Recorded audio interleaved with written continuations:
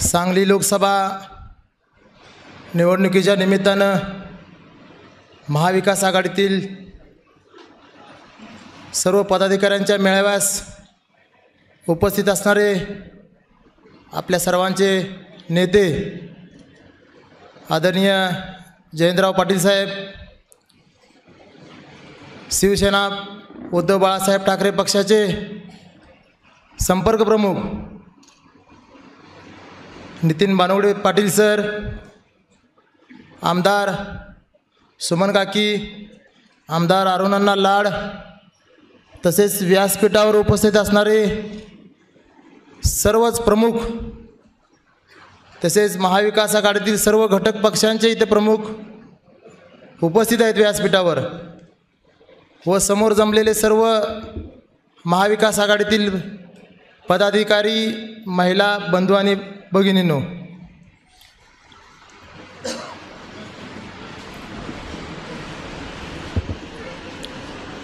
आज आपण सांगली लोकसभेच्या निवडणुकीच्या निमित्तानं हा मेळावा आयोजित केलेला आहे. साहेब, मला सांगताना आज आनंद पण होतोय आणि दुःख पण वाटतंय, कारण महाराष्ट्रातला एकमेव उमेदवार मी असन की ज्याची उमेदवारी एक नाही दोन वेळा तर 4 वेळा उमेदवारीची घोषणा होऊनसुद्धा महाविकास आघाडीतील काही घटक पक्ष अजून आमच्यापासून लांब आहेत. सुरुवातीला शिवसेना पक्षामध्ये प्रवेश करत असताना मातोश्रीवर ज्यावेळी मी पक्षप्रवेशासाठी गेलो त्यावेळेस आदरणीय उद्धव साहेबांनी माझ्या उमेदवारीची घोषणा केली.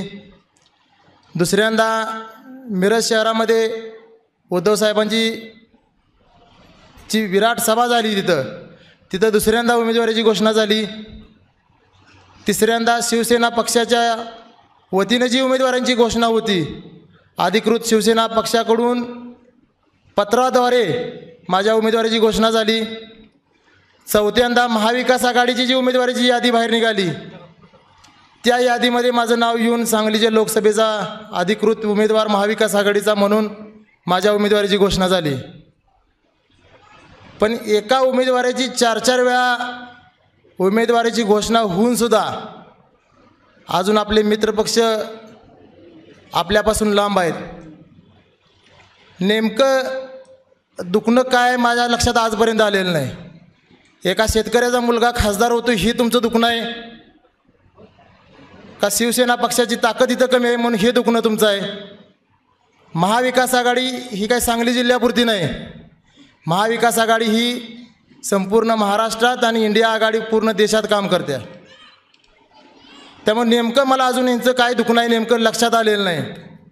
पण ज्यावेळेस साहेब आज कोल्हापूर जिल्ह्यातील हातकलंगडे मतदारसंघ असेल, कोल्हापूरचा असेल, आज सातारचा महाविकास आघाडीची उमेदवारांचा अर्ज भरला, पण तिथल्या मेळाव्यांचे व्हिडिओ ज्यावेळेस बघतो, फोटो ज्यावेळेस बघतो त्यावेळेस खरंखर मला एक शेतकऱ्याचा मुलगा, एक उमेदवार म्हणून माझ्या मनाला खूप वेदना होतात. कारण आपल्या शेजारच्या मतदारसंघामध्ये इकडं सोलापूर असेल, इकडं कोल्हापूर हातकलंगडे असेल, महाविकास आघाडीचे जे मेळाव्याचे फुटेज आपण बघतो व्हिडिओच्या माध्यमातून, सर्वजण एकत्रितपणे महाविकास आघाडीचे नेते उपस्थित असतात आणि तिथल्या महाविकास आघाडीच्या उमेदवाराच्या पाठीशी कसे ठामपणे उभा असतात ते बघितल्यानंतर खरंखर माझ्या मनाला अतिशय दुःख वाटतं. कारण गेले अनेक दिवस झालं आपण बघताय तुम्ही सामाजिक उपक्रमाच्या माध्यमातून मी ज्या गोष्टी केल्या त्या मला वाटते सर्व महाविकास आघाडीतील प्रमुख नेत्यांनी असेल, उद्धव साहेबांनी असेल, त्याचा खरंखर त्याची पोचपावती मला मिळाली. जी गोष्ट केली आजपर्यंत ती सांगली जिल्ह्यासाठी केली, सांगली जिल्ह्याचं नाव मोठं व्हावं ह्या दृष्टीनं काहीही पाठीमागं नसताना मी त्या गोष्टी करण्यात यशस्वी झालो. मग त्यामध्ये माझ्या कुस्तीतली कारकिर्दी असेल, 28 वर्षानंतर मी या सांगली जिल्ह्याला महाराष्ट्र केसरीची गदा मिळवून दिली. 35 वर्षानंतर महाराष्ट्रामध्ये सांगली जिल्ह्याला डबल महाराष्ट्र केसरीची गदा मिळवून दिली. गोवंश संवर्धन झालं पाहिजे म्हणून भारतातली सगळ्यात मोठी बैलगाडी स्पर्धा सांगली जिल्ह्यात घेतली. जय हिंद महारक्तदान यात्रा, आर्मीसाठी कुणीतरी रक्तदान करावं हा उपक्रम कुणाच्याही डोक्यात न आलेला हा सांगली जिल्ह्याच्या वतीनं मी पूर्ण करण्याचा प्रयत्न केला. भारतातली सगळ्यात मोठी तालीम उभा करण्याचं काम सांगली जिल्ह्यात चालू आहे. दुसरी बैलगाडी असेल, घोडागाडी असेल, पशुसंवर्धन झालं पाहिजे म्हणून परत भारतातली सर्वात मोठी बैलगाडी घोडागाडी स्पर्धा सांगली जिल्ह्यामध्ये घेतली.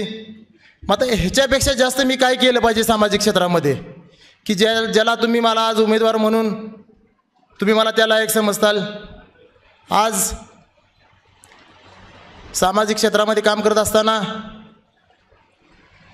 प्रत्येक ठिकाणी आज मगाशी पण अनेक जण म्हटले की उमेदवार नौका आहे, पण मी सर्वांना माहीतच असेल वयाच्या 22व्या वर्षी मला पहिलं मतदान करून समोर 30 वर्ष उमेदवार निवडून येणाऱ्या उमेदवाराला अवघ्या 10 मतांनी पराभूत केले. त्यामुळे राजकारण माझ्यासाठी नवीन नाही. पण साहेब आज मी सर्वांच्या माध्यमातून आज एक शेवटचंच वाक्य सांगतो, बोलतो सर्वांच्या पुढं. आज खरं माझ्या उमेदवारीसाठी तुम्हाला अडचण वाटत असेल, त्रास वाटत असाल तर आज सर्व कॅमेऱ्याच्या पुढं सर्वांच्या पुढे मी आज जाहीर माघारी घ्यायची तयारी आहे माझी. फक्त आपल्या मित्रपक्षांनी एवढंच जाहीर करावं की शेतकऱ्याचा पोरगा खासदार म्हणून उमेदवार म्हणून चालणार नाही. तुझ्या पाठीमागं कुठला कारखाना नाही, तुझा बाप आमदार नव्हता, खासदार नव्हता, तुझा बाप मुख्यमंत्री नव्हता किंवा तुझा आजोबा मुख्यमंत्री नव्हता म्हणून तुला आज उमेदवारी ही देत नाही. माझी जाहीर आज माघार घ्यायची तयार आहे. ही फक्त काँग्रेस पक्षानं जाहीर करावं.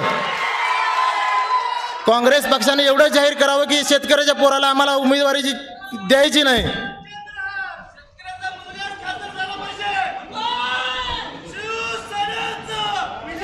भविष्यात एखाद्या शेतकऱ्याच्या सामान्य कुटुंबातल्या मुलानं ही अपेक्षा तर करायची का नाही, लोकसभा असेल विधानसभा असेल. म्हणून माझं आज जाहीर आव्हान आहे, तुम्ही जाहीर करा की शेतकऱ्याचा पोरगा लोकसभेच्या उमेदवारीसाठी लायक नाही. तुझ्या पाठीमागे कुठला कारखाना नाही, तुझ्या घरातलं कोण आमदार नव्हतं, खासदार नव्हतं, हे तुम्ही जाहीर करावं. तुम्ही म्हणताल त्या गोष्टी करण्याची माझी तयारी आहे. एवढंच बोलून मी सर्वांसमोर काही चुकलं असेल क्षमा मागतो आणि थांबतो. जय हिंद, जय महाराष्ट्र. देश विदेशातील प्रत्येक घडामोडींचे लाईव्ह अपडेट मिळवण्यासाठी आता साम टीव्हीच्या सर्व सोशल मीडिया प्लॅटफॉर्मला लाईक, फॉलो आणि सबस्क्राईब करा. तसंच सर्व नोटिफिकेशनसाठी बेल आयकॉन प्रेस करायला विसरू नका.